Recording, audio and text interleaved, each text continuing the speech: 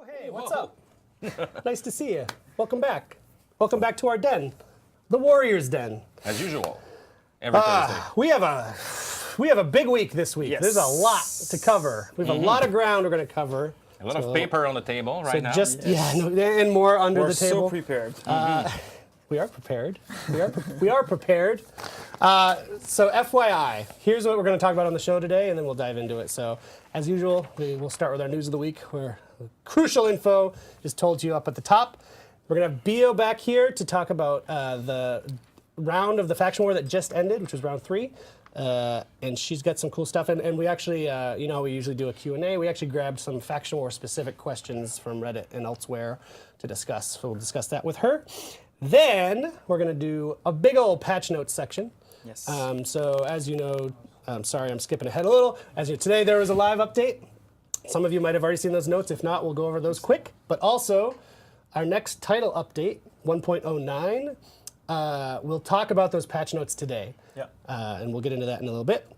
Then we'll do a short Q&A with these guys, and then our community corner videos again, and then we're going to run away and see what's going on with our public test that's running right now. So I'll hand it over. So yes, good transition, Eric. The public test is available right now. It's on PC. It's on Uplay and Steam. So if you want to join, it's pretty easy. You just have to go on your games library, whether it's on Uplay and Steam. You will find a public test version of For Honor in your games library.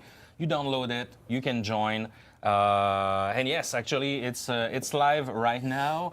But don't forget that it's a work in progress, guys. Yes. There's a few things that we're aware of. There's a few known issues as well regarding different things, like there's some UI glitches that you need to be aware of. There's some things regarding AFK that you also need to be aware of.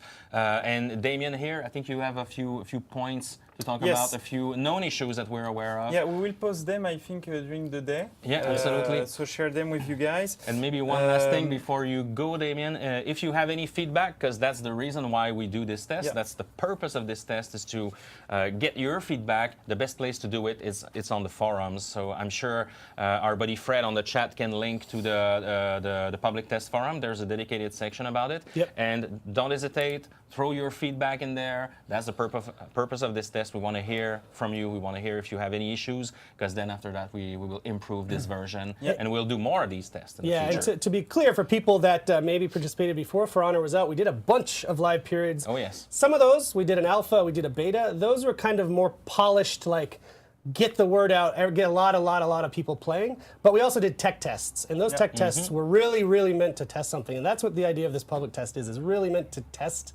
this feature. It's not the most polished thing in the world, because we want to test it a little early so we can actually fix things that you find that aren't working. So that is my caveat. This is not a big marketing thing. This is, we want you guys to help us make this a great feature. Absolutely. We still have this collaborative philosophy that we're doing. We want to improve the game with you guys. So that's the reason why. Yeah. Damien, if you want to talk a little bit about one a few of issues that we already know. The first bug that you will see by joining the public test is that because we put the faction war in off season, it's keeping everything and it's deciding who wins, basically. So right now, and that's what Bio will speak about. Right now, the knights have two rounds and the samurai have 1. So it means that if we cut the faction war, if we stop it right now, the knight would win. So, and that's what is happening in the TTS, because we just disabled the faction war. So the faction war say, oh, end of season, and it's granting the rewards to everyone. So now the knights in the TTS are winning the faction war. So they get in advance the season 2 rewards. This is only in the public test.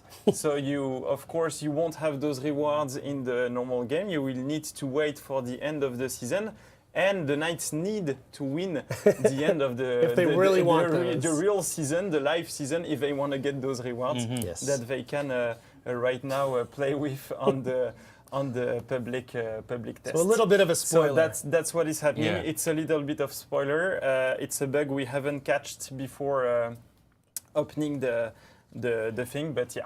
So now you know in advance what will be the rewards for the faction war. So maybe a good reason to fight for the win. Yeah, Yeah, we'll see if it motivates them. season. Yeah. So some other ones, for example, it's a bug I experienced myself this morning because I did had time to do a tournament this morning. Okay. I failed during the final. But you made it to the final. But That's I pretty made good. it to the final. I got destroyed on the final. And for me, at least, I don't receive any rewards during end matches. That's not supposed to be. It won't be like that. But we have a bug right now, so that sometimes you don't get any rewards. So no steal, no loot, no XP at the end of a match. It's not as designed, of course. It's one of the known issues. Then we have some flow-related non-issues. So sometimes you are just blocked in the tournament. You need to reboot the title basically to get away with it. You're not able to play the other matches. We have another one. We have some bugs also on the ranking because that public test, we're testing the tournament feature and the ranking feature. And so sometimes the ranking penalty received, you just see a percentage, you don't see the real value. So we have some UI glitches, as you were saying. Sometimes we have a black screen that appears after a match, things like that. So basically, we'll share the whole list with you guys, so that you're aware of them. If you find new bugs that are not on the list, please send those to us. That's why we do it, the public test. And also send us quality feedbacks, like what you dislike, and why, etc. And try to do as much of it on the public test forums that hopefully Fred Carmichael's linking you to right now. That's where we're going to be looking. I know a lot of you will do it on Reddit, and we'll try to grab as much as we can there, but we're really going to be looking to get it from the funnel on the public test forums. And in fact, there is you will start seeing on the public test some of the things we will speak about for the next patch, because some of the next patch content is already in the public test, but sometimes it's bugged. Right. So for example, the skill display on the face-off screen, we will explain it in a few minutes. That one is bugged, doesn't work in the public test. So yeah, as far as I understand it, so we've talked about our testing process before. So when we put together the public test build, it was on kind of the first candidate of our next title update. Yeah. So it wasn't the final version of the title update. So you'll see some of the new stuff already, which is kind of cool, but it's not final. It might be a little buggy. Exactly. So that's that. Exactly. The other thing I did want to mention about the public test, also about the forums, we put together a big FAQ. Because I've already seen a lot of the questions on Reddit, and a lot of them are answered on the FAQ. Again, that's on the forums. Like one in particular is about your player progress. Yeah. The data that we pulled for all of your profiles was on June 15th. So if you've done something in the last couple of weeks, you're not going to see it on the public test, but that's how it is. And also, as you hopefully know, you're not going to carry over your progress that you do in the public test back to your main profile. This is all a test environment. Yeah, but as you said, your actual progress from the live version is from June 15 is carried Exactly. on the public test. Yes. Cool. So hit the FAQ if you have questions. We tried to answer as many as we could add to it too if we see more. Yes. This is a very good Good question, Pascal. What a great director. Yeah. From Daddy J Flex Nuts. Daddy G Flex Nuts. Yeah, so it's something we wanted to say also that is part of the non-issue is that yes, the emblems for the teams that you see in the public test are not the ones made by the community. Not yet. We haven't imported them yet. They'll be in the real. They will be in the real live version. Yeah. At least you can see what we've created. Yes. And you can see how decide if yours are cooler. How cooler it is, the ones you've made. So don't be hurt, Daddy G Flex Nuts. Yeah. Don't flex. Worry, don't flex. It will be in. Yes. Good question, though. Sure. Thanks for flagging that. So while we have you, Damien, last week I believe. Yeah. You did an update to matchmaking reputation? Yeah, so right now we changed a bit our approach for update for matchmaking. We update the matchmaking basically, and we see if it works or not, and then we speak about it. Because we had some surprises on matchmaking updates recently, and now we want to see how things are running before speaking about it. So we made live last week the reputation score in matchmaking, the thing we're talking about since month. So now we use the reputation score in matchmaking and not only your skill. So what is the reputation score? The reputation score is the addition of all the reputation levels you've reached Tell with these all guys. your heroes. Yeah. It's that camera. Oh yeah. I'm looking into your The single shot. and so and in fact, how it works in backend, it's like we add all the levels of all your heroes. So it's a bit more granular than the reputation score, but we display only the reputation score. But what we use is the addition of all the levels of all your heroes, and we matchmake you on that also. This is mostly useful for newcomers because they will be matchmake with other newcomers. Where the skill doesn't really matter because you don't have a good skill yet, because we don't know what's your skill yet. But it will also be used for everyone. So basically, we're trying to find everybody that has the same reputation score as you in a range. So it's a range of 40 hero levels. And based on that, then we look at the skill.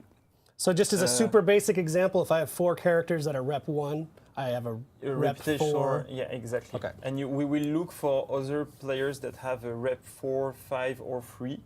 And we look at the skill at the same time, and then we relax. We don't care about the reputation score anymore, and we focus on the skill. Cool. Basically, what we've noticed that the skill is the most valuable parameter when you've played a lot. The reputation score doesn't really matter in the end, but for newcomers, it's the reputation score that matters the most. So we use both of best worlds right now in the matchmaking. Tell us what you think about it, if you think it works, if you think it improves your experience. Or tell your friends who haven't played yet. If you have friends that come into the game, what's their experience, Yes. etc. We'd like to know about it. Yes, I have an assumption that a lot of the people watching right now are pretty high level. So yeah, Yeah. tell your friends if they're a little worried about jumping into the matchmaking, it should be a little easier on them now. Yeah, so that's a big update. Super happy to have it in. And the join in progress in Enflow, we're still monitoring it. You know, we reactivated it and we deactivated the team shuffling to see if the bugs was related to that. The bug is related to that. We don't have the bug anymore without the team shuffling on. So it's a confirmation of what we thought. For the moment, we plan to leave it without team shuffling, but with join in progress in Enflow. Tell us what you think. Tell us if you prefer the other way around, and tell us also if you have a better experience overall, if you're doing more rematches, or if in the end everybody quits, so it doesn't change anything. Because we know it might bring some edge cases, some other bugs where people try to join a session, but people left, so the session is not alive anymore, etc. So we have some edge cases. We think it's worth it to keep it with the edge cases, but tell us what you think.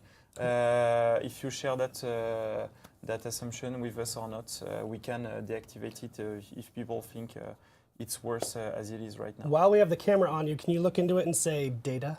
Data. Say it again, Damien. Data. While looking through my soul. I'm gonna see that in my nightmares. Yeah. And I wanted to use that word on that great. show. I don't know when, but I will use it again. Oh, I'm sure you will. So a question from Puke Brain. Good Puke question. Brain. So right now we don't plan to separate rank and tournament. It goes together. That's also one of the things we test. It has been designed like that. So you need to go through So the question was, will there be a 1v1 ranked mode without any type of tournament format? Right. For the moment, no. It's something we might be able to do in the future, but for the moment it goes together. It has been designed together. So you need to go to play tournaments to be ranked with 1v1. Cool. Something else that we did this morning, of course, we released the public test, but also we did an update. We did a live update this morning at 8 a.m., I think, so pretty early. You will find the details on the forums, on Reddit as well. It's, it's pretty much about the Centurion. Yes, and I think Roman will go back on it during the show. We'll go a little bit later. We'll talk a little bit more about what did we change, but we changed a few things about the jab, about the throw, about heavy attacks, a lot of different little things that we tweaked on the Centurion. So make sure to stay tuned until Big Daddy Roman. Big Daddy Roman's part coming up next. Yes, he's here. Spoilers. We mentioned earlier. Speaking of updates. Yes. So title update 1.09. We are going to talk through the notes of it today. So here's the deal with that. As one of the reasons we want to talk about it today is because, as Damien mentioned, in the public test build, you'll see a lot of those changes in there. So it'd be crazy to not let you know what's going on. So that's why we're talking through those today. So the schedule for this, it's planned for July 13th release, so 2 weeks from today, I think. Yes, it's Thursday. July 13th, console and PC. But there's a tiny chance, a fraction of a chance, that we could do PC next week if our testing goes really smoothly. So plan on the 13th. Yeah. If we're very happy, very lucky, we might do PC next week. But anyway, that's why we want to do the notes this week, so you know what's coming up. It's big. This is double-sided. Oh, yes. A lot of notes. So get hype. Get hype for that. Also this weekend, there's new content coming. There's a lot this week, guys. Really, there's an event order called Dominion Executioner. Again, it will be released tomorrow at 2 p.m. And it's until next Monday on July 3rd. And the goal is to perform as a community as many executions as you can in Dominion matches in PvP. And the reward is 2,000 steel. So. I'm very thirsty. You were reading through my soul, Eric, I think. But yeah, don't execute me yet. But there's an event order coming this weekend. And there was some discussion, right? Like, do we do an event order while we're also doing the public test? Yeah. But I think, first of all, public test is PC only. Exactly. So we got a lot of console people. And we know people are waiting for that event order to get their 2,000 steel. It matters, so we don't want to postpone it. So cool. I advise PC player to maybe do some matches on the live version within the weekend and then go back to the public test. Get yourself in on that steel. But not only that, Eric, what else do we have in terms of business? As you know, weekly content rolls on, and this week we have new combat. That's good. That was very loud. new combat emotes, one for each hero, 7,000 steel each, and we've got a video of that right now.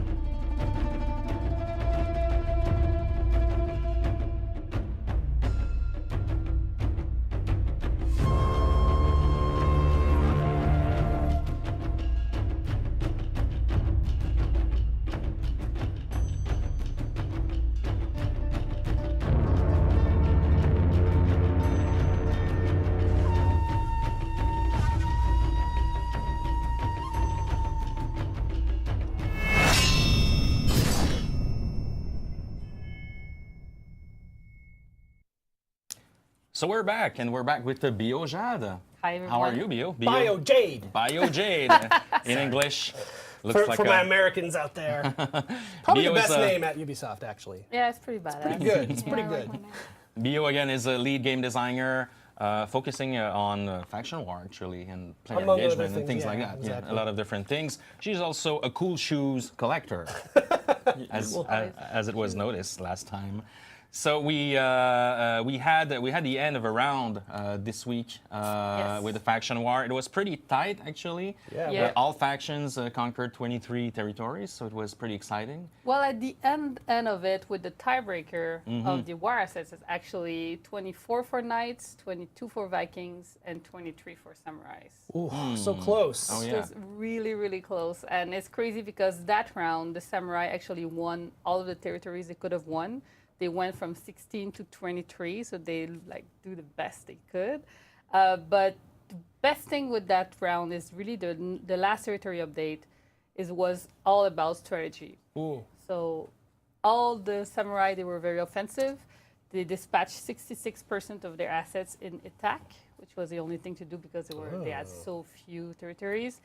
But the Knights were extremely clever because they defended with 67% of their assets. Really? They really defended all those territories, so they went to 30, from 30 to 24, which is still losing a few territories, but it's really hard. The more territories you have, the harder it is to actually defend them. Just like in real life. Just like in real life, because you have to spread all your war assets thinner. Did So you they- see, Bio, sorry to interrupt, but did you see any changes since we introduced new territories in the last season in terms of, conquering new territories and faction war in general, or? Did it change any Well, of the dynamic? of course, as soon as a front is on the territories where there's a bit more of it, because it's all about the fronts, basically. So if your front is where you have more territories to defend, because we added 3 of them, it's going to be harder to defend. So we made actually the faction war a bit more harder to defend as long as the front is there, closer to your capital. So if you go to a capital, it's going to be harder for the person that attacks to actually be able to get in, because when you're being pushed against the wall in your capital, you can actually deploy your war assets, even though you deploy them manually or not, they will be more concentrated. So it changes the way that the people can actually defend their territories easier, and it's harder to actually go up to the capital of the other factions. All right, cool. So you sort of said it real quickly, but did you say, so it was actually a tiebreaker that what decided it? The amount of war assets at the end broke it so that the Knight were 24. So because they all had the same amount of territories, then it goes to a tiebreaker? No, actually, at the end, it didn't go to a Oh, tiebreaker. it didn't? Okay, sorry, I misunderstood. My Because bad. we broke the war assets at the end, and it was 24 for the Knights. Gotcha. Okay. It was really, really close, though. Come on, Vikings. What's going on this season, Yeah. guys? Come on. Yeah, if we want to win the faction war this season and get the rewards you can see in the public test, Yes, a little preview. Michelle, I really like the emblem outline, by the way. I would like to have it, Yeah. so we need to win the 3 next rounds. Still possible. It's possible. Still possible. Gotta get up of our asses and play like Vikings and win. Cool. So what else did you see going on? Well, I saw a lot of activity in the Knight faction. It's very cool to see how they were dedicated this round. Actually, you can see they played more and more on while the more the round goes, the more the Knight were implicated. So they dispatch way more war assets by the end of the round. So they really know when it matters to actually be active and to know when to coordinate themselves. So really what comes through this season is the implication of the Knight faction and how they really do strategically deploy their war assets. It makes a very big difference. At the same time as last one, lots of manual deployment and lots of focus on defense. It really helps when they have a lot of territories. So really it's crystallizing about the fact that the more you're strategic about, do I defend? Do I attack? I have to deploy manually. I have to deploy on the same front that I play. It makes a difference. Yeah. So speaking of that, you were actually contacted, right? Yes. By a group, am I getting the group name right? The Knight Organization of the Holy Sepulchre. Oh, Reached out to Interesting. Bio. Intense. It's very intense. Very intense. I'd like to be a They're member of that. well I don't know if we organized. could even qualify. Yeah, It sounds probably very not. intense. Well, I'm not a knight, so That's true. We're all they told me if I switch, I could, but I won't. So first off, what's their story? What's their deal? Well, they are an organization, and they try to actually coordinate and find the best places to attack. They do some tournaments. They have squads. They're really well That's organized. awesome. Yeah, they have tacticians telling them, okay, let's focus on that territory, Damn. that territory. I Yes, think sir. they have groups per time zone or something Yes, like they have that. 3 Oh. groups per Yeah. time zone. They're It's all around the clock. really something. It's really something. Wow. It's great. It's great to see people involved like that. And I was like, holy. Yeah. So I had to take their questions here to the Warriors then, because they're very specific and good questions. So, actually. so like I mentioned, we were going to do a little Q&A based on Faction Wars from these folks, and actually from someone else in a minute. So, okay, their first question. How are zones divided between the dual Dominion deathmatch fronts? It often seems to be attempting to, a split between the Knights Samurai, Knights Vikings, Vikings Samurai fronts, but it often deviates. So it's all about where the territories of two factions touch each other. So that's what we call the fronts. And the game modes that are associated to it rotate every territory updates. The reason for us to rotate them is because some players prefer one on the other, and we wanted to make sure that they could play a mode that they like and still have the bonus of deploying on the same front that they play. This makes sense. To note though, since your raw assets are defined by mainly your performance in the game and also the time of the mode, so the longer you play in a game, the more raw assets you actually gain, it doesn't change much in reality, except your personal preference, because of course a game of Duel is shorter, but you get less war asset. Right. A game of Dominion is longer, you gain more war asset. Okay, cool. And who owns which territory also defines the props in the map. You know, it's like if you're playing on so let's say you're playing on a territory that is owned by the samurai and attacked by the knights, you will see props of the samurai and Right. that's what defines also the soldiers in Dominion. So we have all small rules like that Right. behind that make the whole scenery. Right. So your Like the the set faction dressing. war is reflected inside the map basically. Cool. Their second question, how are the default manual deploy locations, i.e. I select manually deploy, but I don't move the joystick? How are they selected for each front? Would it be possible to have some information regarding the selection of these default manual deploy zones? Well, it's going to be a very boring answer. It's just the first one in the list. Yeah. So, So it's the front you're in, basically playing in, and Yeah. then it's the first one. Okay, cool. exciting. Now, what about that second question, though? Would it be possible to? Oh, sorry, I misread it. Never mind. I could give more information about the list, but No, it's no, just that's a good. list of territory. I think we'll actually get into it in the other questions. The Yep. thing that I thought I think it you was. can see the list in the playlist parameters Yes, you in can see details, so you can see the order. So similarly, a user on Reddit named Steckman or Steckman, I don't know, actually wrote a really nice detailed post. Ideas, feedback, criticism, whatever, all of those things in a big post about the faction war. Yeah. And I sent it directly to Bio. What do you think about this? And she immediately said, let's talk about it on the stream. So that's cool. So we have a big list of his questions and even a bunch of his ideas here. And I think there are ideas from the comments in that thread as well.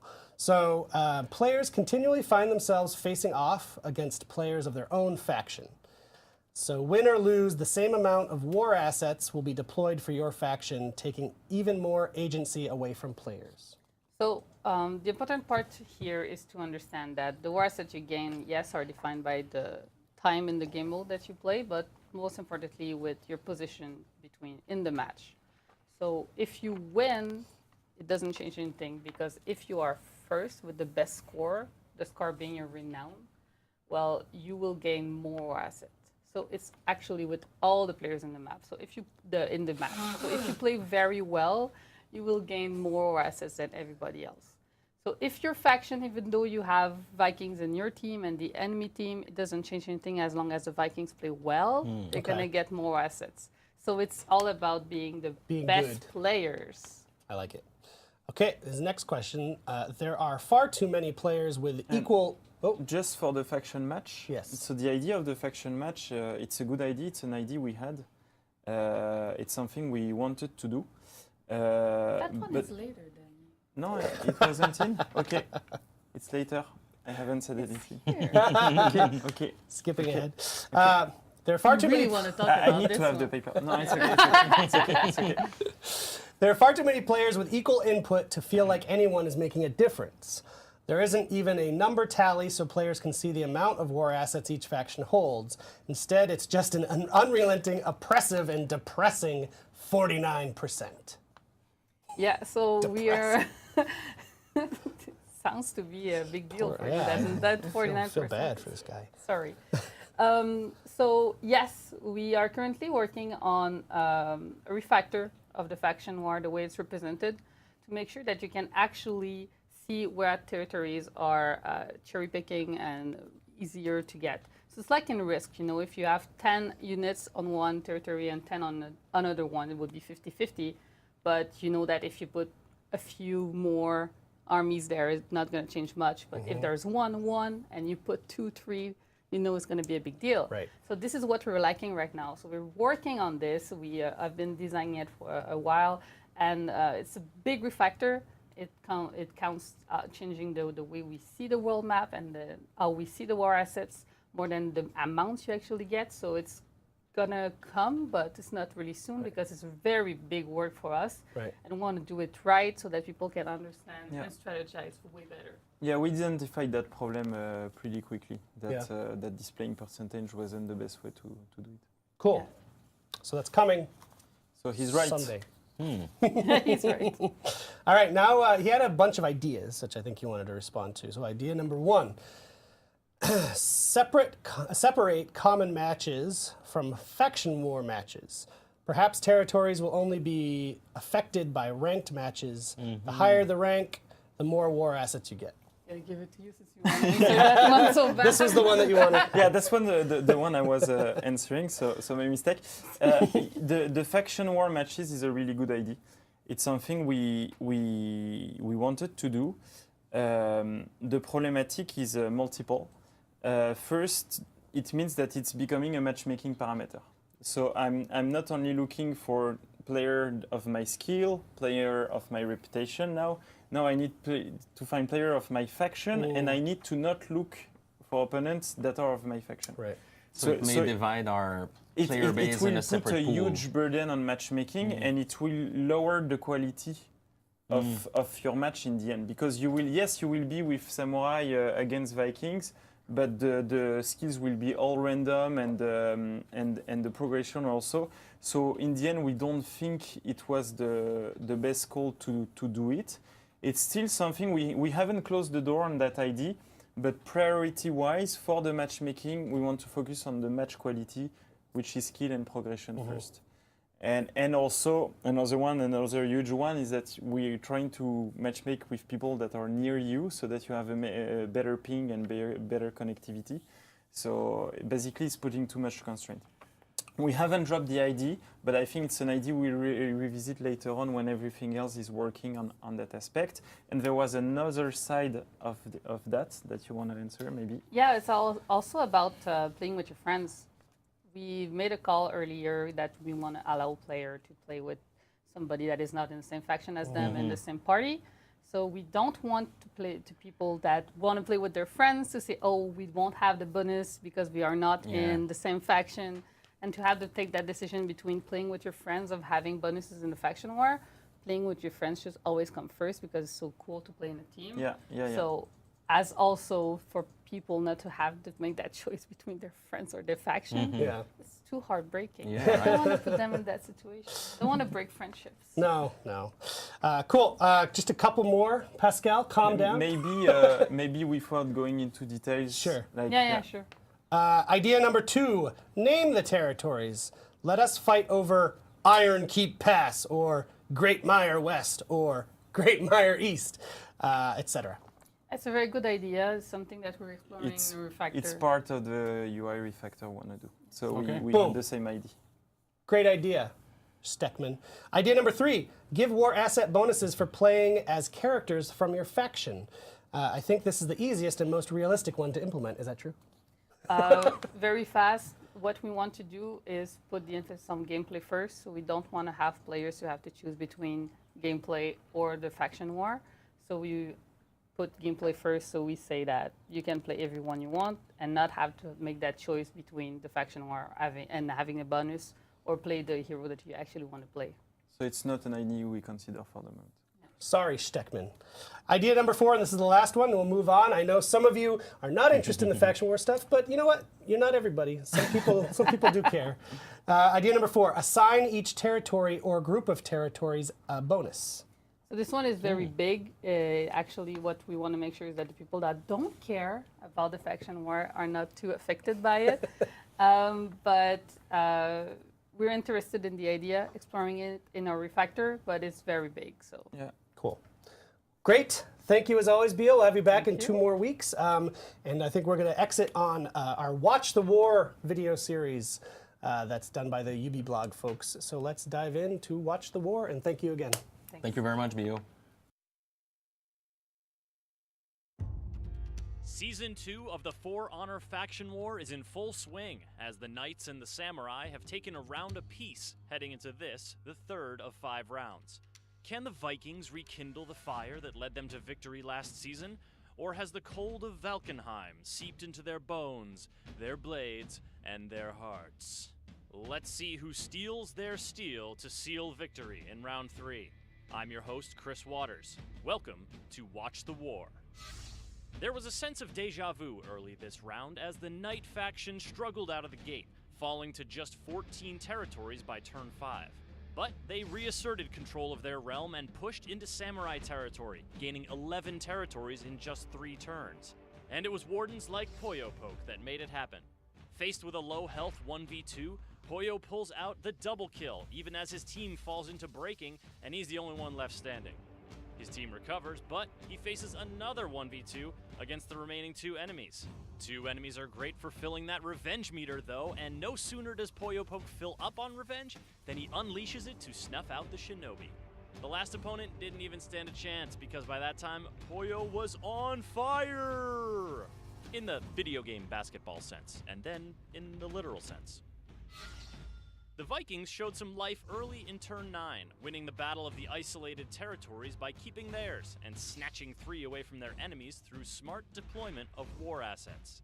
Sometimes being smart about your position can tip the scales, as it did for Frostwolf 222 when he put 3 enemies into the bin with his Valkyrie skills. He finished off the 4th one shortly after, and you just know you're doing a good job when even the trees are frickin' stoked. Oh, damn. In turn 20, the Knights' territory count spiked to its highest level thus far, as they vied for dominance with the Samurai, squeezing the Vikings back to their lands in the north. Many a good offense is fueled by a strong defense, a point illustrated by Johnny L. Red as he takes this point from 2 swing-happy enemies. Blow after blow after blow just clang off his Conqueror's shield, and you can just sense that his foes are getting plumb tuckered out, which is bad to do, because then you die.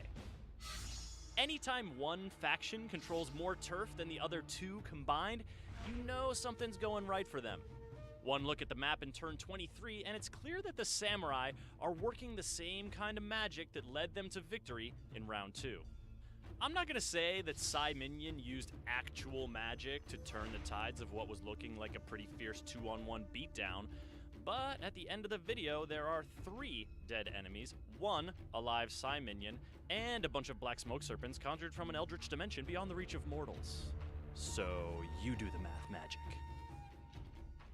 When the final tally came in, it was the Knights, who stood victorious once again, winning their 2nd round and striding into the lead.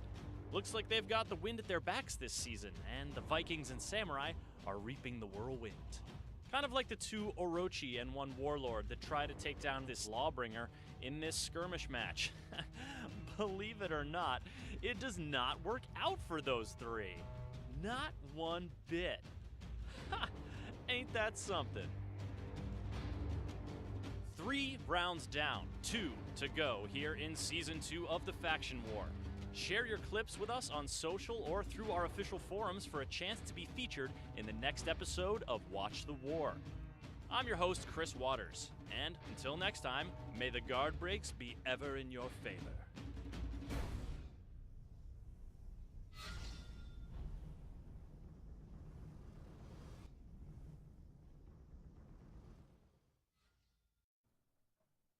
We're back. Hey. Look who's here, this guy. Funny enough, I thought he was on vacation this week, so I didn't book him for the Warriors Den. He just showed up. I really thought you were on vacation. I'm glad you're here. They're glad you're here. So that's why it's fucking cold here. It is really cold. Yeah, I was like, Roman will be here. We can turn up the AC. Me and Eric are comfortable, Yes, but we've got, yeah, I'm French not guys sure are you're not. from Boston. Yes, someone. I'm actually from Maine. It's true. I'm from Maine, so you're right. It's more north. It's basically Canada. We mentioned earlier the live update that went up this morning about mostly about the Centurion. Roman, could you tell us a little bit more about this update? So you all saw the patch notes. So I'm not gonna go back into detail on it, but basically it's a 2-step update for the Centurion. There is that first update where we address some bug, make some fix at tracking and things like that. And then we'll with season 3, with the release of season 3, sorry, we can do it before. We'll address the ganking of 2 Centurion. Basically, every time you pin somebody, it does a slave clip, and so we're doing something where you won't be able to stack those. There will be some diminishing return in it, so it won't affect dueling as a Centurion, and it will diminish his power in a ganking situation. So that takes a little bit more time, so that's why it will be released only with season 3. Okay. All right. But this is a first step. The Yes. live update. Cool. Well, we don't just have the live update to talk about. We've got this 12-pound stack of paper called the version 1.09 patch notes. So we're not going to go line by line because that would take 3 hours. But we're going to go through it, yeah? Yep. Do you have your copy, David? Yeah, I've just highlighted making what sure. I want to speak about. Okay, just making sure. I'm prepared. So why don't you guys lead us through this? So let's start with some changes made to the fight. So first, in that live update, there is no balancing thing, but there is many other things. So there are bug first- fixes though. There's Yeah, heroes. there's lot some of bug bug fix fixes on heroes, but it's detail. It's like no shadow strike of the shinobi can hit external target, something like that. I'm not gonna go in detail. You will see them, but it's minor. Don't worry, minor we'll bug post fix. them. You'll get to see the full. So revenge. So another 2-part patch. We are revamping currently revenge. So with that patch, we will change a little bit the way you gain revenge. And the next update will be in season 3, where we will change a little bit the revenge state and the properties that it gives. So this is sort of 2-step, almost like our approach to the Centurion. This is a Yeah. first step to changing some of the revenge. So that first step, basically, so you will see there is a lot of changes in the way we calculate revenge. The main thing is previously we only had one formula to calculate revenge, and it was full. So basically, whether it was 2 guys on you or 4 guys on you, it was going at the same speed. So we had to make it go really fast in order for you to survive against 4 guys, but then against 2 guys, it was going too fast, etc. yeah.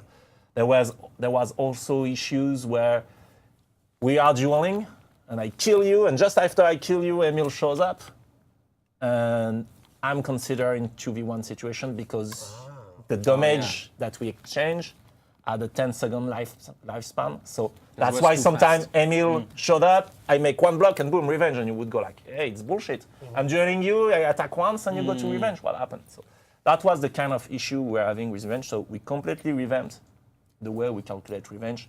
Now we have different formulas based on 1v1, 1v2, 1v3, 1v4, etc. Even in group fight scenario, like if you're 3v3, you're not considered as being outnumbered, etc. So we did a lot of change on that. So it should be much better. Revenge should not pop, or almost not pop at all in a 1v1 scenario. It should go slower in 1v2 and 1v3. It should go as fast as today in 1v4. So it's an overall big change on revenge. And you'll see when To we make it post for us more controllable, more tunable. Yeah. So and we will still Gives be us able more to levers adapt. to pull. Exactly, and so we'll still be able to adapt it a little bit more in the future. So when we post the full notes, you'll see it's almost 3 pages of detail about that. So if you have questions, hold off until we Yes. post, and then hopefully that answers them. And then if you have For questions, example, damage over time used to make revenge go faster. No, it won't be the case anymore. There's a lot of changes like that. cool. But in summary, we can say revenge score after Elite has been increased. The multiplier in 1v2, 1v3, and 1v4 is different. Like I said, damage over time does not make revenge go faster. Outgoing attack no longer used to determine the group fight multiplier, and a lot of other bug fix. Clarification. Then- yes. Not different in 1v4. No. Right. Then, with season 3, what we will do is we will change the revenge state. And basically, what we want to do in revenge state is we want to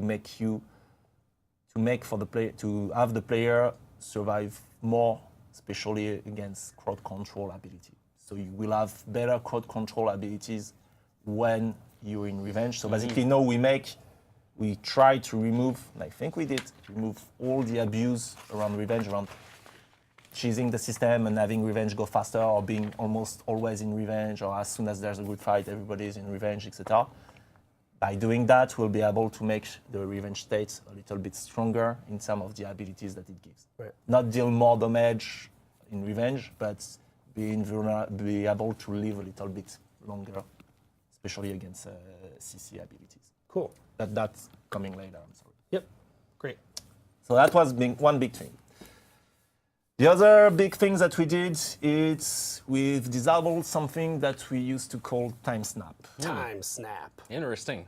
So I'm not going to go into detail of what it was, why we had that. It's an old system that we used to have for almost since the beginning of the project that was still there, and we did not use it that much. Basically, it was something that was based on your network, etc., that was snapping your actions to specific frames. To synchronize Okay. things. Exactly, to synchronize everybody. But no, we don't need anymore actually that system. But that system was still running. So basically what it did, it was snapping all the actions every 100 milliseconds. So we removed that. So there should not be a dramatic impact on everything. But overall, the game should feel a little bit more reactive, because in some cases, time snap could trigger up to 2 frames of delay, because the frame is 33 milliseconds. So basically, if you did your input just after a time snap moment, then you would have to wait 2 other frames in order to have your action be actually registered. So that's gonna improve the. We shouldn't the see a overall difference, reactivity. and if we see a difference, it should be better. Exactly. But I'm sure you'll let us know. Some players. Oh, yeah, will- I'm sure. Sure you'll let us know what you think. And basically, when you were lagging a little bit, that was even more visible. Oh, okay. So also, when you're in a situation where you have frame rate issue or network issues, that should be a little bit better, because on top of those lag, we were having that lag. So that's gone. Right. Also, we made some changes on the respawn state. So that's the first pass to help with spawn camping. Now, when you respawn, you will be invulnerable to guard break and melee attack for 4 seconds. So no more raider running at you. And As soon as you pop in, they push you off. You will be invulnerable to all of those things. Great. And it's a first step, while we're still looking at map geometry and maybe other rules. I still like the idea where you just get killed by arrows if you enter the enemy spawn. I like that idea. Yes, might come at some point. So that's the bulk of the changes for the fight. And I say on Fighter, there is a lot of small bug fixes. Then another interesting thing on ladders. So we made a couple of changes on ladders. We've disabled stamina regeneration on ladder. And now also when you will hold the B button on Xbox or circle on the PS4 to slide down the ladder, it will force you in that state for 300 milliseconds.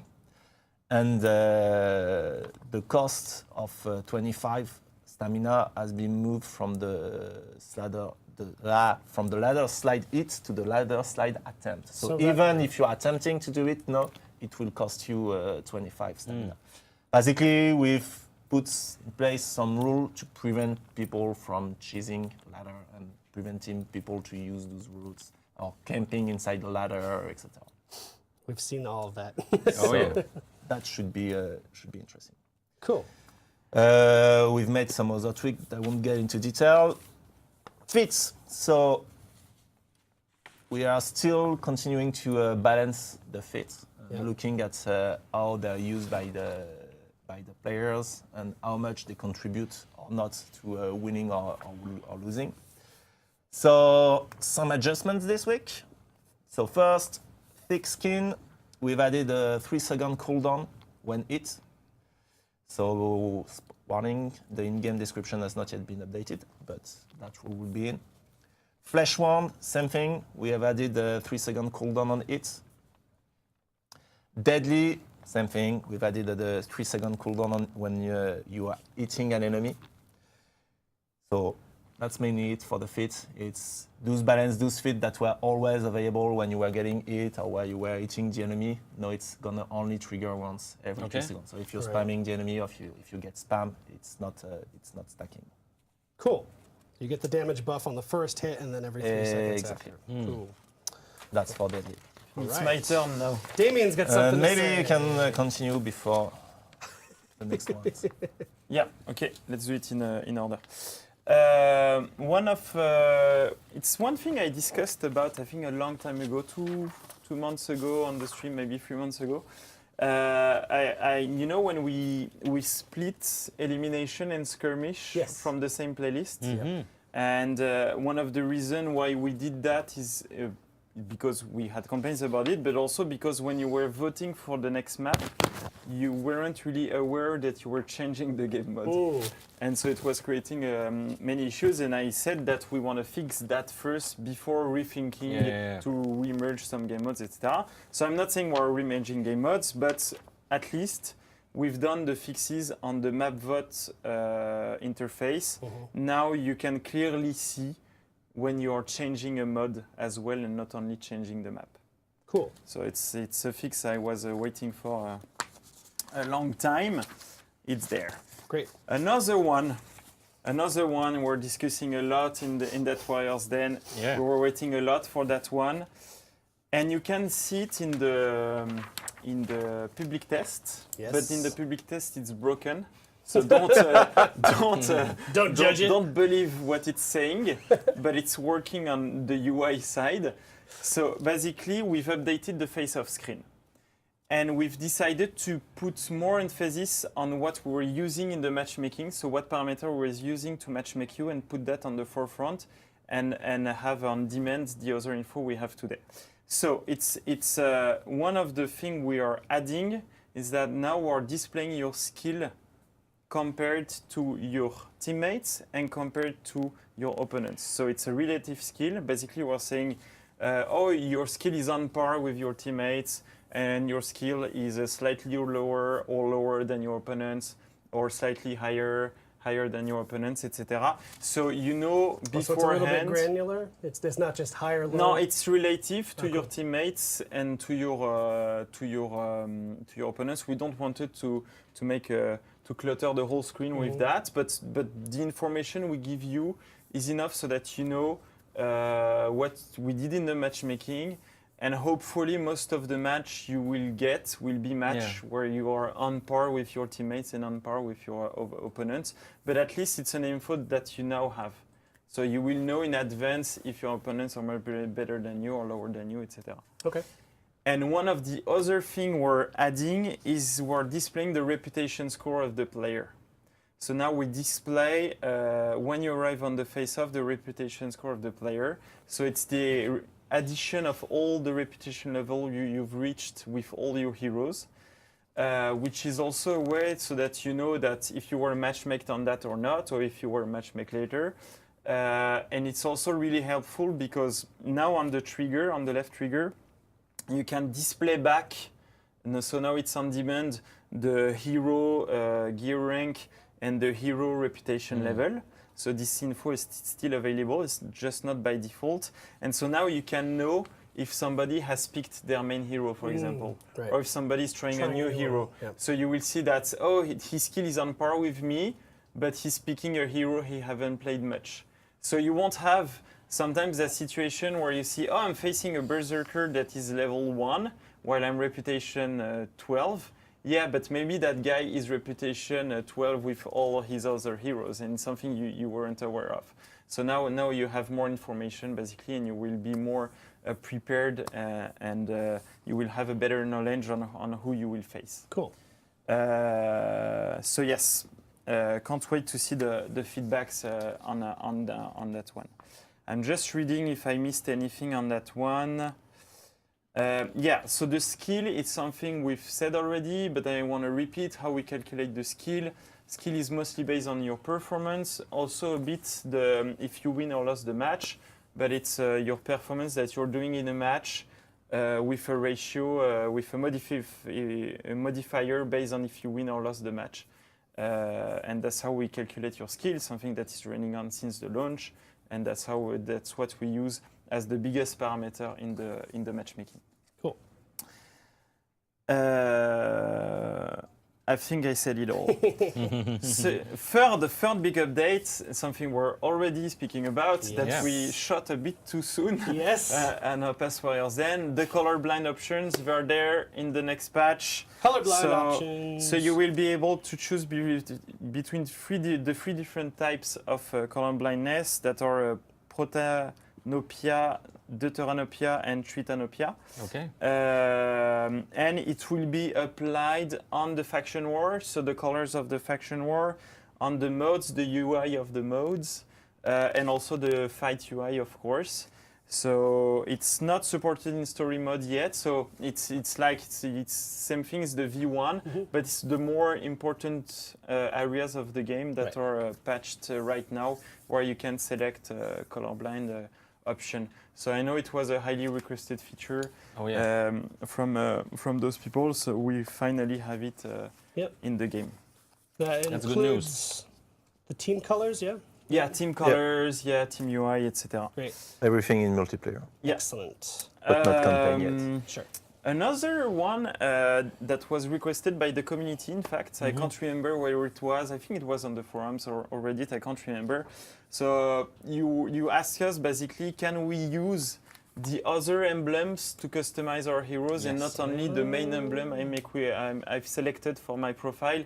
So now on the next patch, you will be able to use the 4 emblems and select different ones for different heroes if you want. Oh, that's cool. So you don't have to pick only your main one. So that means you could use a different emblem for different pieces of the same character's armor, yeah? You have only one space, emblem space You per need to play hero. more the game. But What game is this? I can show is you this our NBA game Jam? if you want. what I'm working on. But what you can do basically is it's customize emblems, different emblems for different heroes, which is pretty cool. There is another highly requested feature on the customization is the ornaments and the ornaments material. So now the ornaments, all ornaments will adapt their material to the helmet material, which was something highly requested. And in fact, I just want to tell people it's we don't actually have that in the patch notes that were Damien and I had to track down and double check that it's in there. Yeah, So because you won't see it in the notes, but it's in there. it's in there. Yeah. And it took you 4 months to do it. Yeah. You know, we have to look for the paint and everything. Takes time. Yeah, it's a special paint. You can only get in specialty but stores. we're doing an extra thing on that update. So now you will see that some ornaments will take your team color as well. Okay. So now some ornaments take not only the material but the team color, and it's pretty cool. Interesting. Pretty cool. That is So cool. now the team, the art team, will start playing with that. Sweet. What do I have? This is else? a smaller one, but you skipped over it. The option to use neutral color swatches. Yeah, that's a big one too. Yeah, that's Oh, a yeah. good That's one. been Big requested a lot. request from the players like, Oh, yes. why hell I can't use those all neutral colors that look like a defender or attacker color? You were right, and those were coming mostly from the outfits that you were unlocking. Yep. They were only plugged on neutral, where they could also be plugged on attacker and defender color. We've done a pass on those, so now we will have much more colors. It's not all of them. It's not all of them, of course, but you will have more of those to customize your attacker or defender outfits. Sweet. Another What's next? pretty big update. It's the orders. I think you discussed it a little bit about it with Bio when we were at E3, if I remember. But I will go back to it in detail. So the team works hard to basically rebalance the orders. We tried to do 3 things. So we looked at the data. And we saw that some orders took more time to be completed, but they were giving more rewards than orders that were easier to complete, etc. So we spend a lot of time and we streamline everything, we rebalance everything, all the orders works. for their rewards, so that they give rewards based on the effort you put in those and the time they take to be completed. We also redesigned them, so now you have orders with simpler objectives, and that's also easier to be stacked. So now it's easier to stack your order, to do a real strategy, so like to do all those orders at the same time. And also we change how we assign orders to banks, basically. So we have different groups of orders now, easy order, medium order, side order, daily order, etc. So that you don't have a day full of skirmish order, for example, or full of order that you have to do with an assassin, but you don't play assassin and you don't care, etc. So it's we're changing how we distribute basically the order every day, so that there is more variety, they are easier to stack, and the rewards they give is more based on the efforts you put into the game to complete them. So. And a caveat from that, so now you will see some orders that will give less steel or less XP, but overall we're giving the same amount of reward, even we're giving a little bit more XP than before, but it's just that we redistributed the rewards. So for example, on the 2 daily orders, the first one, the easiest one, will give you 300 steel and 200 XP, while before it was giving 400 steel and 300 XP. And that order will always be the same. It will be always the same every day. And it's complete to match of any game mode. So you can come, you don't have much time to play For Honor today, you complete 2 matches, you win or lose, you don't care, you get your reward, you get your 300 steel and 300 XP. Cool. And then the other daily, that is a tiny bit longer to do. So now it's a bank, so you will have different one, and this one is having higher amount of rewards. So we're going from 400 steel to 500 steel, and from 300 XP to 500 XP. That's and cool. and that Sorry, one 300 XP to 400 XP, if I'm looking at this right. 300 to 400. Yes. That's what I said. You no? said 500. Yeah. It's okay. So it's this okay. is why I'm here. Thank I'm you. just, Yeah. So I can't read in English. I'm sorry. That's why you got the English guy here. So, for example, you could have to execute 3 heroes in any game mode. So, also those they are not related to game mode. So you can do in any game mode you want. They are not related to any hero you have to pick. So you can do them with any hero in any game modes. And they take, so complete 2 matches with 2 different heroes, for example, perform 10 takedowns, things like that. Great. And then we have the side orders, and we have banks, so we have easy orders, medium orders, hard orders, and the hardest one take more time to be completed, they give more rewards, the easy ones are easier to be completed, and they give less rewards. I won't go into the full-blown detail, but we rebalanced also the rewards on those, and so I can give you some example. For example, an easy order could be to capture 8 zones in Dominion matches, for example. That's a pretty easy one to do. Win a match of any game mode. No, that's a daily. Perform 12 takedown in elimination with any hero, etc., etc. What do you have for hard ones? For hard ones, I have... So hard could be easy to do, but just long. So hard, it's only based on time. It's not only based on challenge. Perform 10 executions in any match type, so it's a bit longer. Complete 12 matches as any non-Vorgarner hero. So I know we had a Q&A on that, we'll go back on that. But we have more variety on those now. Complete 15 matches of any type. So this one is easy to do. 15? 15, but it just takes you sometimes. Yeah, so we had a question from Farherm about, it was a specific, the question is how long? Week, month, long order someday in the future. For the moment, no, because it's based on the refreshing of the bank. So it's every 2 days or every day, depending on the refresh. So for the moment, we don't plan to have ones that could take weeks or months. But the ones that you have equipped, you always keep them, so you can take the whole time you want to complete them. You don't have to do them in the 2 days. They are not cleaned out. Cool. So it's still something you can do if you want. the longest orders that we have now are the community orders.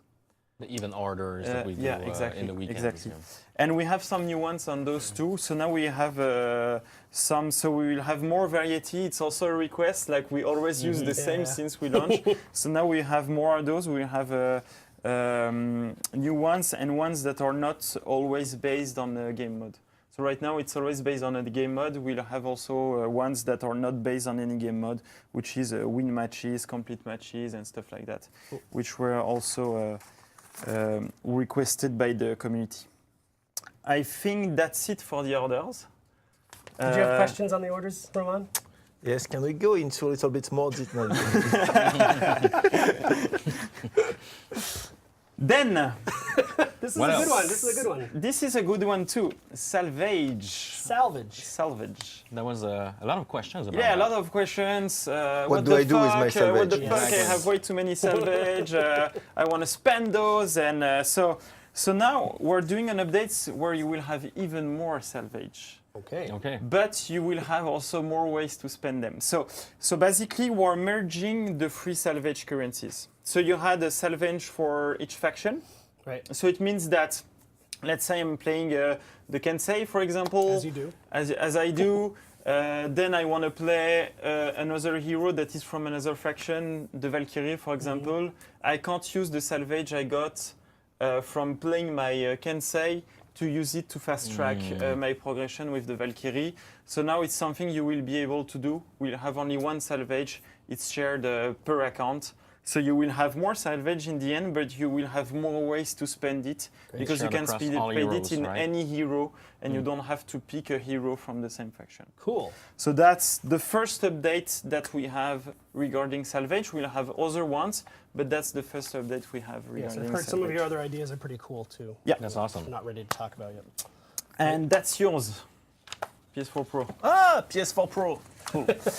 No, this one is cool. So we have an update for especially for PS4 Pro owners.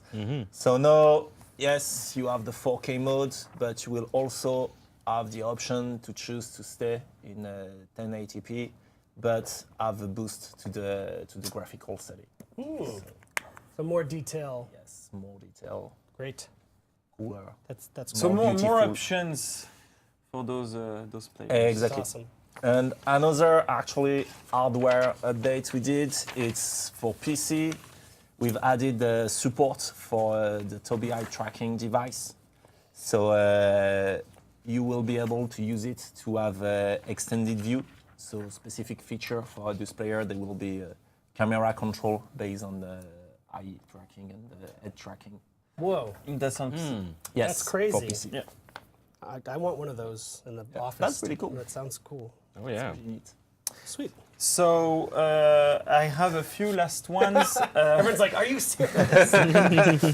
We told you it's pretty big, and we're not doing all of them. No, there's more that we're not reading. We are fixing a bug that wasn't really well tracking the AFK kick in private matches, so in matches where you play alone. So it's something we patch later on because it was affecting less players because you're playing alone, but sometimes where you play with friends, it's still affecting them, etc. So it's a patch we've done. It's not affecting custom match, of course, just for private matches when you use the wall map. But those will be also sensitive to AFK kick. And we did some bug optimization for the stability. So there is one where you should have less session full errors when you try to join a match, where we optimize the game session state, and we've patched that was on Xbox One. Yeah. Sorry, because I'm reading at the same time. Yep. And on Xbox One, we did another change that should improve the stability. And the connectivity is that we've reduced the impact of the Microsoft achievement system that might impact the performance of the players, and then we have less stability, more lag, etc., and more session that crashes. So we don't know at what extent it will improve the stability for Xbox One owners, but it's a pretty big update on that area. So we should have good results on the stability with that patch. I'm glad you said the word achievement because that made me remember another thing that's not in these patch notes for some reason, but I did find out people with the active duty trophy achievement issue, that is also fixed in this patch. So I know that there's a small, very passionate number of folks out there that have had this trophy issue and they've wanted it fixed, so it's fixed in this update. Yeah. So that's the active duty trophy or achievement. So yeah, regarding stability, etc., it will be always like that. We'll continue doing patches like that, optimizations, to try to improve the state of the game. Yes. The team is actively working on this one. Yeah. And constantly pushing new updates, sometimes silent one when they are server side, sometimes induced patches. Something I had to jump in on Reddit this morning that is getting to me is when we do things like the public test, the tournament mode, and the, like, why would you divert your resources from fixing the stability to do things like this? And it's just not. We have a full ass dev team here, like hundreds of people. So as you would expect in a dev team, they have different teams doing different things. We have our fight team, we have our map team, we have our net team. Yes, net team is very focused on stability things, connectivity things. But the designers and the team building tournament mode are not the people that are going to do stability. And we might use public test to test that. Like public test is a test for the router system. It's also for that. So what I mean by that is that they love it when you say router. We told him it's router, but he sticks with router. Router. it's like you should write it OW router. Now I need to think about that, and I will know how to say it. So yeah, we're also testing stability stuff for I derailed you, didn't I? In the public test. Sorry. So routers. Yeah, the public test is, that's something maybe we have some questions about, but like this is not a one-off that we're just doing for this dual tournament thing. Like it's a tool that we want to use. Yeah. We'll use it for many different things. I think the defense meta is one of the big ones incoming that we want to do on the servers, for example. I've heard about the defensive meta. For example. Yes, so that will be a cool thing to do. But that's like we mentioned at the top of the show, this is not just like a, hey, marketing type beta thing. This is really a tool for us to get features tested with you guys and improve them based on your feedback. So we're going to continue to do that, and we'll obviously let you know when we are. But that's cool. And there's not just 20 people working on the game. Yes. Like I said, there are literally hundreds. Sometimes I send an email and it goes to hundreds of people, and it makes me very nervous. And they can't be 100% behind the keyboard trying to fix the same issue. Yes, a level designer would not be able to do much to fix that. But that said, we are obviously still working on it. And like we're saying, every patch there's actually fix or improvement toward that. They are not necessarily, we're not necessarily vocal every time we make those because it's also difficult to anticipate the type of impact it will have. Sometimes we're like, oh my God, this one is going to be awesome. And actually it's just 0.3% more stability. And we're like, oh shit. So that's why when we think there is a big one, we communicate it, but we not necessarily tell all those type of improvements. Yeah, if you think you guys are salty now, if we were out here telling you every week, like, this is the one, next week, connectivity is going to be 100%, and then it didn't happen, I was already called Sean Spicer today, by the way, on Reddit. You would literally drive to Montreal and cut my head off. So this is part of the community management, the managing expectations thing. So when we think it's a real good chance of helping, we'll communicate it. But those are performance issues, so it's not like a bug that we fix. Right. It's a sum of it would be great if it was a single things that makes it how it is today, and it's constantly changing, in fact. So. Oh yeah. Yes. So I think that leads us into, we have a few questions we're going to do. Q&A. It was really tight to dodge the punch. Peace, Jesus. Am I the only man on the battlefield? Never yield to death. I rattle steel, dismantle shield. Hear the cracker of the battle axe. Tackle packs in the gravel backs to the wall act, or you'll surely. Because it's a pretty easy one. Yes. So actually, at the top, I want to say something too. Speaking of salty communities. So Roman was a bit salty last week. What? No. I wasn't here and I was watching it from my, I was doing a work your thing. remote location. Whoa, he's going to punch me when I get back. So to Roman's point, we've done this Q&A section on the show, which we've been doing every week, and we get a lot of the same questions. And to be fair, part of our job is answering the same question multiple times so enough people get the answer. It's not really their job. We want to bring fresh information on the show. So to mitigate that, what we're going to start working on, I can't tell you when it'll be posted, but what we already have a work in progress on is an FAQ that we want to post publicly because you guys are asking a lot of the same questions every week. We want to make a very visible public question and answer so you can come and get the most recent answers of a lot of the really hot burning questions. The most popular questions. And to be clear, those are not going to be me working with a PR person. It's going to be me working with these guys like we do just on the show to get their answer straight from them, but just put it in a document so you can go look at it. So you don't have to say, oh, where's the defensive meta? Like, we'll have an answer. And when we have new stuff, we'll be able to update Exactly. them there, whether it's timeline or new elements. Yeah. Because I've also mentioned on the show, like, these are the dudes that are directing the entire game, these hundreds of people working on the game. So to have their time every week for this show is quite a privilege. And to use it to be answering the same questions over and over again does not make a lot of sense for you, for them, for us, for any of it. So that's the idea there. So hopefully you'll get behind that and help me. When you see people asking frequent questions that we already have an answer for, point them to it or answer it yourself. That's how communities should work, hopefully, to disseminate the information. So that said, we do have a few questions that we want to answer this week on the show. By number one from Missa355, when is the public test starting? That's an easy one. It started already. It started. We had a I slight gave my delay. ass kicked, so. We had a slight delay this morning. We had a bit of an issue, a wrinkle to iron out. It took about an hour. So we went live by 10 instead of 9. Yeah. But it is live It's now PC on only. PC. Yeah, you play on Yes. Steam. Yes. And that will lead to the next question. Yes. Yeah. Luster Solider, I guess that's maybe Luster Soldier. Luster Solider? We'll never know. He or she is solid. asking, will we see a public test for console? Yeah, so it's something we couldn't make for the first public test. We wanted to do the public test as soon as possible to get the feedback, etc. It's something we're investigating. I don't know when we will be able to do it, but we want to do it. We value also the feedback of the console players, of course. It's trickier, it's harder to do. It needs validation with the first parties. It's a whole process in itself.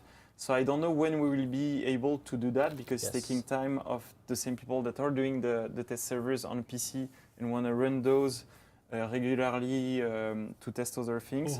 So We're figuring it out. We're figuring out. I don't have more to say that we agree with you. We think it's valuable to do it. We want to do it. I just don't know when we'll be able to. And I wanted to add on to that because I know a common response is, okay, so what if we could just give console players access to the PC? It's also something we're investigating. Yes. And we think it will be easier and more worth it to directly give access to their console with their account. The real solution is to do it on console. Because if we do that, if we say, hey, now you have access also on PC with your account, we can't use your profile, we can't use your progression, we can't use anything. So then it's really you'd be starting at rep undervaluing the zero. value. You're starting 0. You don't have your stuff. So I won't be. I don't think it's worth doing it that way. And not all console players have a PC where they can play For Honor with, where they have the right setup. So I prefer to focus our efforts on making it happen on console too, than the other idea. That was also an idea that we've investigated. I mean, it's a bit of an unknown too, right? If you're a console player, and yes, I'm positive lots of console players have PCs, but we don't really know the power of your PC. Like, people who have bought the game on PC to play it on PC at least have done their work to make sure they can meet the main specs for the most part. So if we were to give it to console players who maybe don't have the right specs, that could affect the performance for everybody, right? So that's sort of the thinking there. So the real solution, if we can figure it out, do console public tests. So that's what we're working on. Yeah. Cool. Grubs93 wants to know, is it possible to look into Revenge being a little more useful against getting knocked down? So, like we said at the beginning of the show, yes, we are looking at this one. That will be part of the update of the Revenge state going with Season 3. we want the revenge state to be better against crowd control, knockdowns, all the stuff. So, but that is coming August. Cool. Thank you, Roman Campos Oriola. And the last question. I don't know from who actually, but Sorry, this is my fault. I So there are lost two your name, ones. friend. okay. He will probably recognize himself. Are there any plans? Let's say it's from Pascal. Are there any plans to implement the public test past the upcoming rank test as an actual test server in which you can implement balance changes, like, for instance, your upcoming fix to the defensive meta? This will be very beneficial for our community as a whole and will promote communication between devs and community. Very good reading. Yeah, and thank you very much. So That's that's an what we've interesting said question. already. Yeah. So the answer is yes, of course. It's our first public test, Yep. so we're also testing that, the process and everything. But yes, of course, we think it will become a very useful tool for us and for you guys. So we wanna use it as much as we can to test anything that makes sense, basically. Pascal, why did you erase the last Why question? did you raise the last question? I wanted to He's answer trying to that one. direct us, Yeah. and he wanted that one to be the last one. Fuck you, Pascal. Yeah, everyone in the chat say fuck you, Pascal. Please, no. Fuck you, Pascal. So yes, Master Safara wants to know, I will like to know if the devs can add buttons to allow for equipping 4 executions instead of just 2. So it's something we're investigating. We think it's a great idea. We're working on it. There is some memory challenges to do that because it's adding 2 more execution per hero, but it's also adding 2 more effects on top of that per hero, etc. So it's we're looking at that, more sound, etc., etc. So we have technical challenges to do that, but we'd love that idea too. Great. Because we're having more and more content, and so we'd like you to be able to use all of that in a match, or at least more of it. So it's something we're investigating and we'd like to do. So short answer, yes, no ETA. Right. Video loss. Oh, we're back. Oh. Someone stepped on a cable, I think. Okay, that's all we're going to do for questions now. Like I mentioned, we're going to work on a big FAQ to have a single place you can go to get your questions and answers. There was also, I don't know, it's a discussion we discussed, and I think we never usually discussed Roman that who does on this. the stream. But you know that some games, they display that when your opponents are playing on Wi-Fi because it matters on the connectivity quality. It's not Yes. something we do, but it's something I wanted to tell you. Like if you can play with a cable, it's better, much better experience. Wi-Fi bad. Oh, Do yes. it. So Yes. it's not something. Maybe we should put it in the FAQ or something to Yeah. improve your connectivity. But internet cables are way more better than Wi-Fi Yeah. because Wi-Fi then it depends on your quality of routers. Nice. Oh, yes. Sometimes they are bad. So Of the what? so you have a bad Wi-Fi. It's capped, so you have a bad Wi-Fi connection. So it's not. So you're not using the whole bandwidth that you have for your internet, but you're using only a small subset of that because of your router and your Wi-Fi connection. So it's a big deal. Yes. Wi-Fi is a big deal. So if you can play with a cable, it's better. If you can have a better router, Yes. it's better also. Maybe that's obvious to a lot of you, but I'm Yeah, I think certain it it's was- not obvious yeah, to yeah, everybody.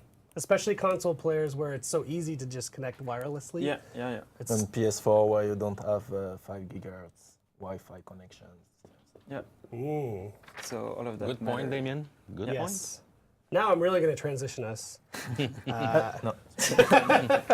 So yes, there's your questions and answers. And now it's community corner time. This is sort of to come down from all that heavy information and enjoy some of the stuff you guys have been putting out there. As I mentioned before, we do videos for this. There's a ton of great images and fan art and cosplay stuff that's happening every week too, and we try to represent that on our website. We do a weekly blog post in conjunction with our weekly stream called This Week in For Honor. So we're not forgetting you people who do great fan art. So go there. It's just forhonorgame.com. It's usually the latest news. So that's where our static creations come. But this is all videos and GIFs. So in fact, I want to kick off the first one because this broke me. It's so funny. We might play it a couple times. This is by user YouTube user Nate the Man 223, Shigoki bot kills himself. The best is in the video. We did this. You can hear him going. Watch what he does.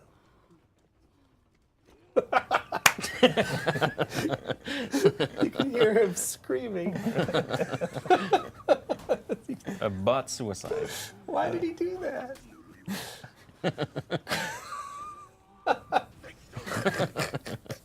I think he was too afraid of the player. Kills me. They have Was he feelings. trying to do it? Bots have feelings too. It's a really powerful AI. No, in the video you can hear him. He goes, ah! Okay. So good. So good. Second one now. This is called "How to Bait a Samurai," and it's submitted by Reddit user KinoBix. So this is a GIF, so we This is can a GIF. Yeah. talk over it if we want. Oh man, this one. Oh, pretty beautiful GIF. Yeah. Yeah, GIF quality these days has come up. Oh, so good. It's a trap. And there he goes. Oh. I think we'll play it one more time. If you didn't get the exact moment by moment. Looking like he's just hanging out. I don't know why that guy. It was a bit of No, Yeah. Make sure there's nobody hidden behind. And this was great because this was on Reddit and someone responded to this baiting GIF with their own baiting GIF. This is How to Bait a Centurion by Drakon Leierhaas. This one is less epic, but still pretty good. That's nice. It's really nice. It's pretty good. Pretty nice. Yes. Really nice. From the same user, actually. Yes. It's called 10 out of 10. Good job, guys. You guard break. Again, by Drakon Leierhaas. It's just. I love it. He just comes around the corner. Should I help? No. No. These guys. These guys are gonna They go. have a moment together. They have something. Okay, this one actually, again, we won't have the benefit in the room because we don't have sound, but this is by Reddit user Tiff92, who's actually one of our moderators on the subreddit, and just proud of this guy because he keeps doing good creations. With Pretty video. active Twitter user as well. Good on Twitter. 28 faints later. It uses the soundtrack from 28 Days Later. This one's a video. It's a couple minutes long, so let's dive in.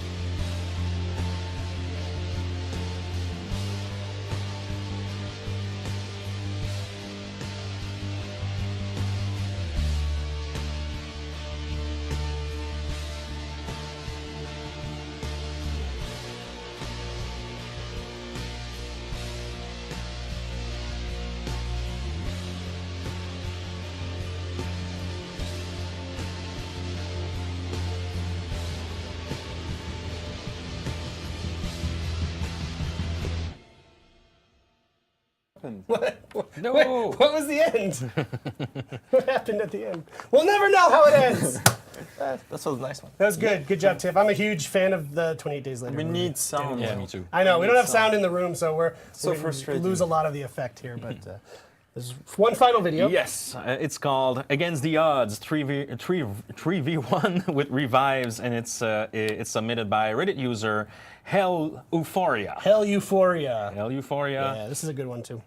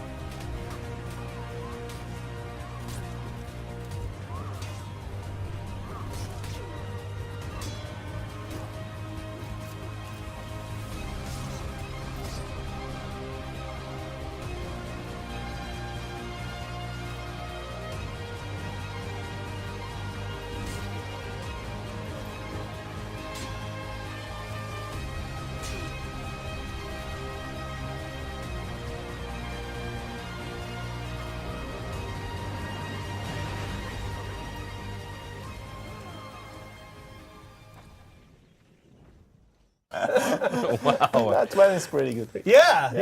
That was incredible. Pretty honorable, Kensei. Kensei's honorable, as Honorable Damien is very Kensei. proud of his Yeah. fellow Yeah. Kensei. Yeah. As does Ramon pointed out, it's a good thing we made the revive change, that you get a single revive, or that match could still be going on now, for all we know. Yeah. So that was great. Hell Euphoria, good job. So we're pretty much at the end of the show. We want to do some Yeah. shout-outs. Sure. Let's say first shout out to Stash. Oh, on this camera. Stash. Thanks to Stash from France actually for doing surveys with the community and sending the results back to us. It's really appreciated. So big shout out to you, my Stash. We didn't actually cut to that camera. I know. Just fucking with you. Yeah. Yeah, thanks for the survey, Stash. That was super cool. As we've mentioned before, the For Honor Discord, our Reddit mods, Tiff, one of them. The competitive, For Honor competitive subreddit is super great too if you're looking to bone up on how to get better at the game. That's true. All the creators and artists who are making stuff, like we've showcased here. And Ramon had a shout out as well. Yeah, to Sophie Face, Aizari, and Cypher PK for contacting me directly with some fight exploits and not having them public. So that's pretty cool. Thank you, guys. Nice. Now, I know everyone's waiting for the raffle. There's one last thing. In fact, Emile has an announcement to make. I have a big announcement, guys. Maybe now we'll use this camera. I don't trust you. I don't trust me either. So yeah, oh, now I'm back so I can look into your souls, guys. I have to announce with a little bit of sadness that it was my my last stream on For Honor. Unfortunately, I've been transitioning to a new role and responsibilities for. So kind. Yeah, I've been transitioning for since a few weeks to a new role and responsibilities. I will still work at Ubisoft Montreal. I will still work on some community content, but a little bit more in the shadows. And yeah, I wanted to say thank you to you guys for your support. I've been on this game for almost 4 years. It's been an incredible ride. I have a lot of great memories. Meeting you all in person was great at E3, at PAX, at Gamescom, or even here at the community workshops. So it was incredible to meet you guys. And yeah, so thanks for your support. Thanks to the team as well. You guys are in good hands. These guys are awesome. The team here, as Eric said in the past, that was cringe. There's still a lot of people working on this game, so don't give up. And yeah, thanks for your support, guys. We'll see you on the battleground, or I may pop here and there on the chat during this stream or on Reddit. And yeah, thanks you, again, Emile. guys. Thank you for your work. Bring it back to the Thank you main so camera. much. Bring it back. Thank yes, you, thank you, you. Emile. Yeah, so I joined as some of you know, just not even a year and a half ago, and A little bit more so than he'd a already half. done a lot of the groundwork for me to jump in and start working with the community as well. So thank you for all your hard work over the years. You're welcome. And in fact, we've got a special video. First of all, if people in the chat could give a little thank you to Emile, I think that would be appreciated. And, Thank you, Emile. Yes, thank you, Thanks, Emile. guys. And Thanks, Damien. Fred, you can hit the raffle once we start rolling this video. And thank you, Emile, again. C'est bon, ok, j'ai compris, Emile. C'est bon. on repasse ça. C'est bon. Adieu, mon amour. It's time for me to go to a place called somewhere.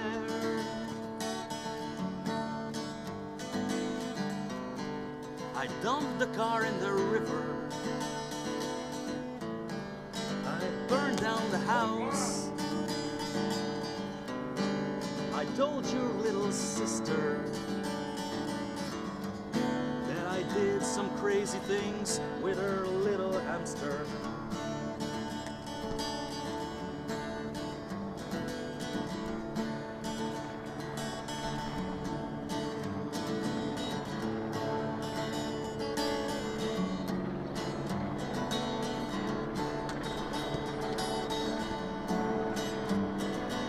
Adieu,